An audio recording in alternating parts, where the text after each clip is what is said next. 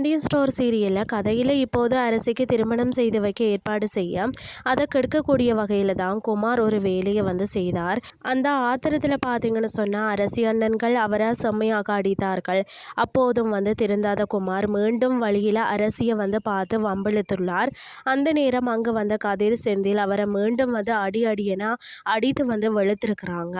கடந்த 2 நாட்களாக அரசி பிரச்சனை சென்று கொண்டிருக்க தற்போது மயில் சரவணன் விவாகரத்து பிரச்சனை வந்திருக்கிறது. என்னன்னு சொல்லி பார்த்தீங்கன்னா, நீதிமன்றத்தில் நீதிபதி உங்கள் விவாகரத்து முடிவில் எந்த மாற்றமும் இல்லையா என கேட்க இருவரும் இல்லை அப்படின்னு சொல்கிறாங்க. பிறகு மயிலை தனியாக அழைத்து பேசிய நீதிபதி, ஒரு குழந்தையை தனியாக வளர்க்குறது மிகவும் கஷ்டம், உனக்கு என்ன வேண்டும் அப்படின்னு சொல்லி கேட்கிறார். ஆனால் மயில் எனக்கு அவர்களிடமிருந்து எதுவுமே வேண்டாம் என கூற நீதிபதி அவருடைய முடிவை தெரிவிக்கிறார். இதுதான் பாண்டியன் ஸ்டோர் எபிசோட்.